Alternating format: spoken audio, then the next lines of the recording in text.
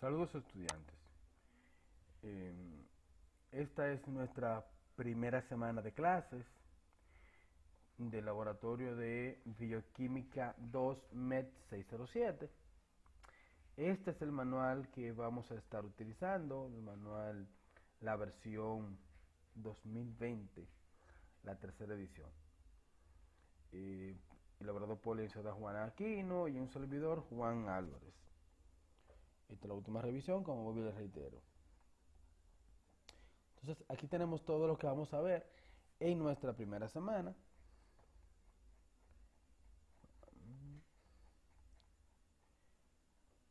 Empezamos que en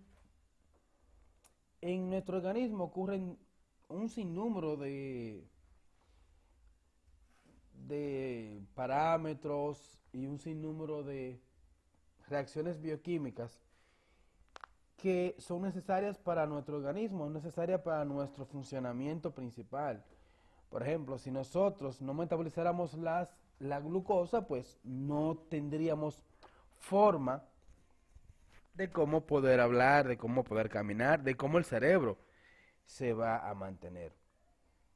Entonces, igual, si no tuviéramos proteínas, no tuviéramos funciones de musculares, ni tampoco tuviéramos funciones de biocatalizadores. Y nuestro organismo se fuese a la porra, dicho de otra manera. Entonces, por eso, la bioquímica es importante para nosotros. En este laboratorio vamos a conocer parámetros como colesterol, glucosa, creatinina, bilirrubina, un sinnúmero de elementos. Tenemos como objetivo general identificar y cuantificar los diferentes analitos y las funciones que ejercen durante su interacción o su intervención en los procesos bioquímicos que ocurren en el organismo y la relación de los valores con los trastornos metabólicos. Objetivos específicos: reconocer diferentes metodologías utilizadas en las determinaciones bioquímicas, identificar los componentes que intervienen en las reacciones bioquímicas, identificar muestras utilizadas para la cuantificación y un sinnúmero de objetivos específicos más. Primero empezamos con la introducción al laboratorio. Y decimos que nuestro laboratorio de bioquímica es importante para poder conocer el estado de salud e enfermedad de una persona.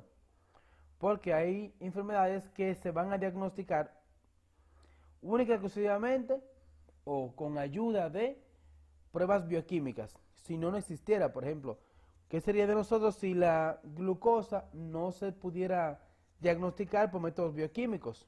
Sería una panacea poder diagnosticar la glucosa, la glicemia, la diabetes, si no existe unos parámetros bioquímicos como la glucosa o como la hemoglobina glicosilada.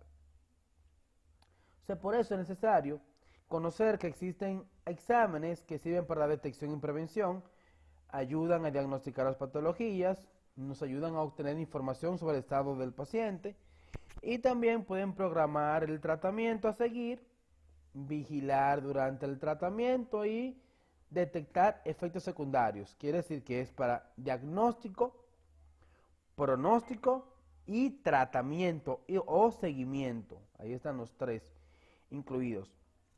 Pero como todo en la vida, parte de un elemento de un todo. Y el todo decimos que es el diagnóstico del paciente, donde la historia clínica como tal tiene un valor de 65% y lo demás lo dan los diferentes elementos. En esa historia clínica tenemos el interrogatorio y la exploración física.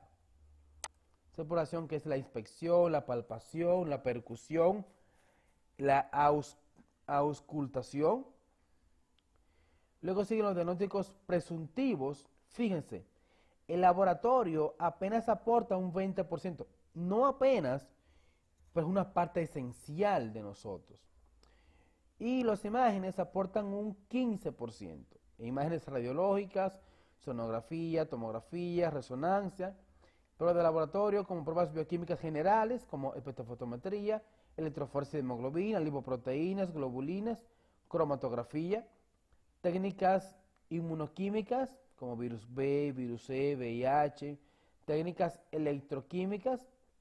Y también existen las pruebas bioquímicas especializadas. Para todo esto llevar a un diagnóstico presuntivo. Pero también existen factores que van a influir en los procesos, porque todo depende de cómo el paciente se encuentra en ese momento.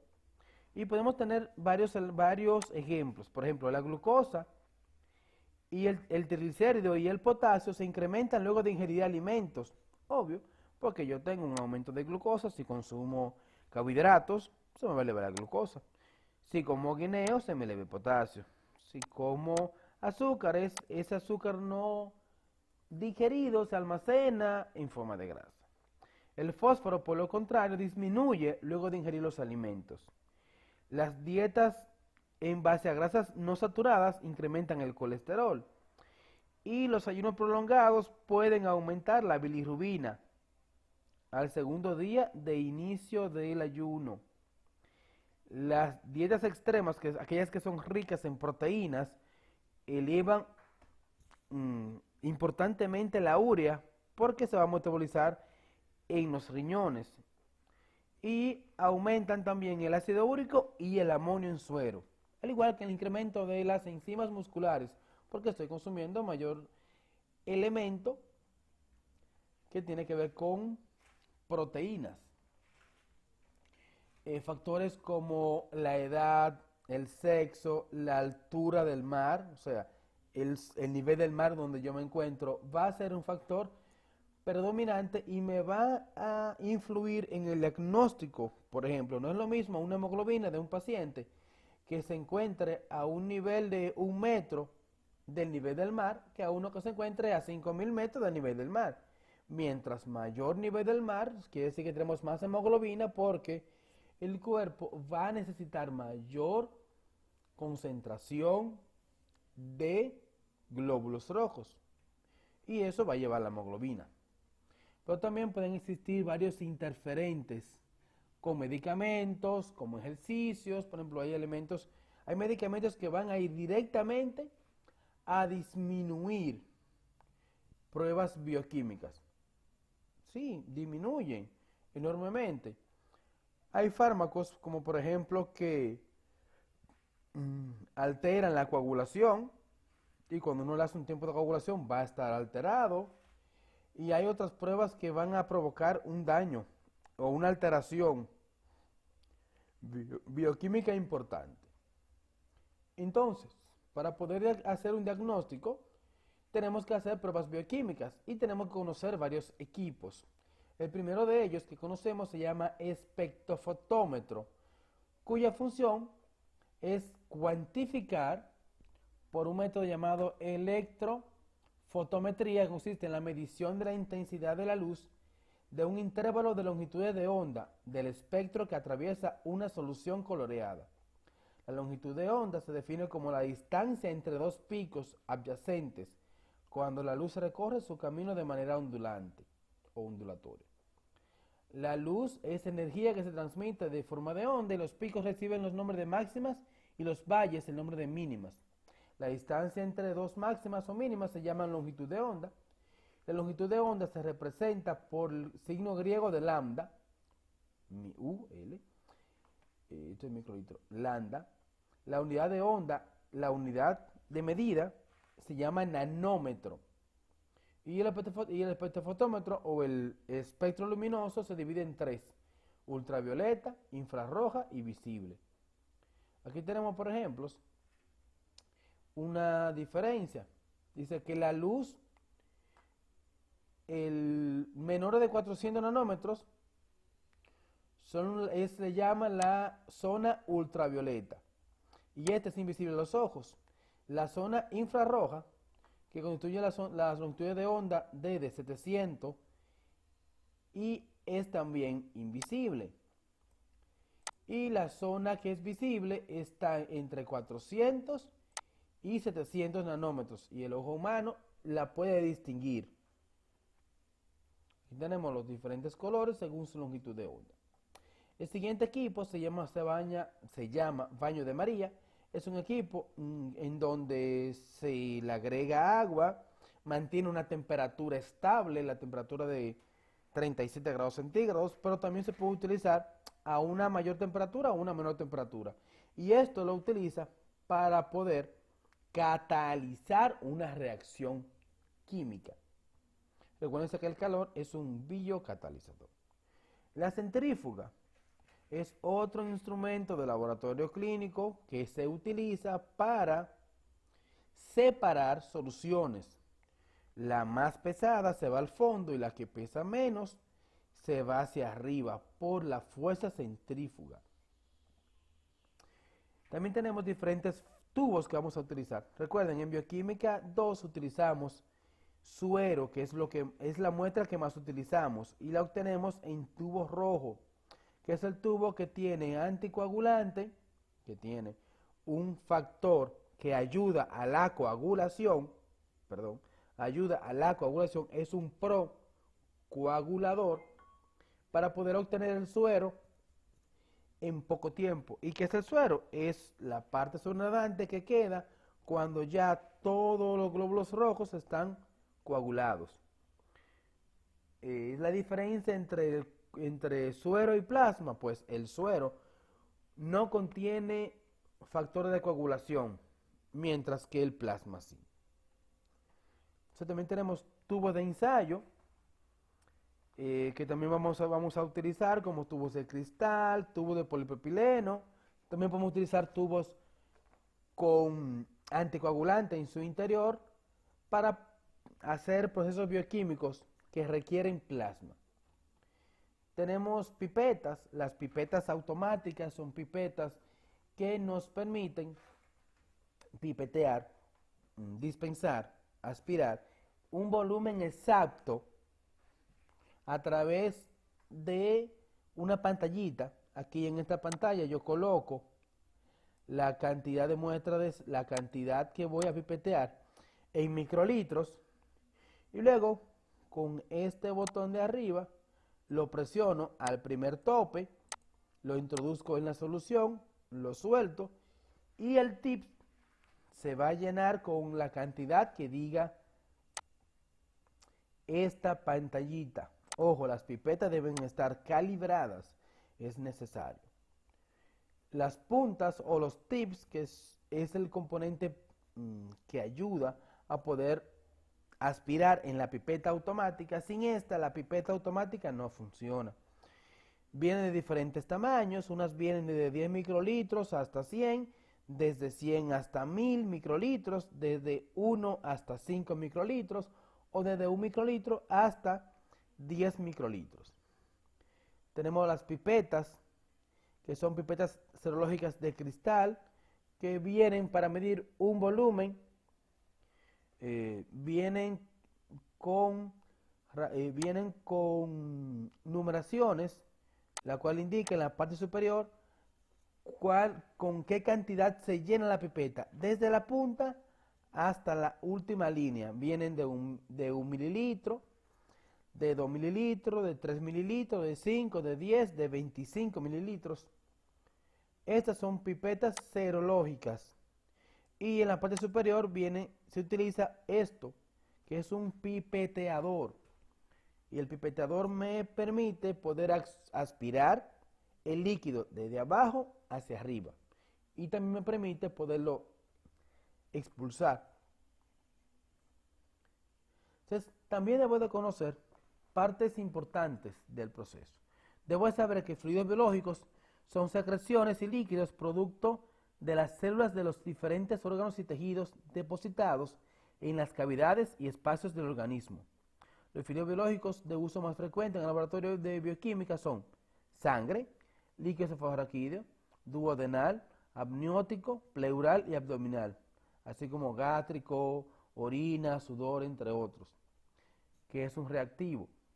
Son sustancias químicas puras con una mezcla de enzimas, antígenos y anticuerpos que son añadidos a las muestras para producir una reacción, la cual es capaz de generar una señal espectrofotométrica, que yo la puedo medir, ya dijimos que la puedo medir en un espectrofotómetro. Y tenemos dos tipos de análisis. Análisis cualitativos son aquellos que me permiten verificar la presencia del elemento, presente o ausente.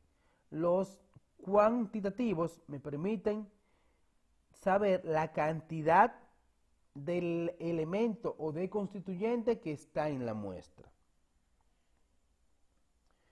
Tenemos varios procesos, las etapas de los métodos de análisis. Tenemos 5. Primero es obtención de la muestra. Luego tenemos la separación.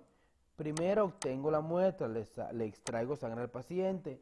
Luego separo la muestra, ya lo dijimos que era en una centrífuga. Empieza luego una reacción química específica, si voy a medir glucosa, sigue con una medición del producto de la reacción y luego terminamos con una determinación de los resultados. Y esto se hace para cumplir con una ley que se llama la ley de Beer y Lambert. Eso lo vamos a ver mucho cuando empecemos a trabajar con glucosa.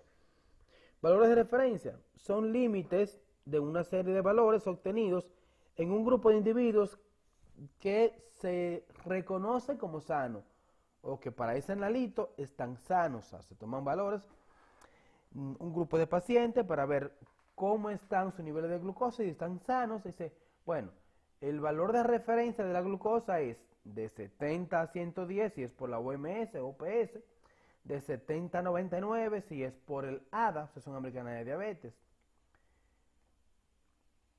Y eso está muy influenciado por la raza, el estilo de vida, el medio ambiente, la edad, el estado de ánimo, dónde viven, qué hacen.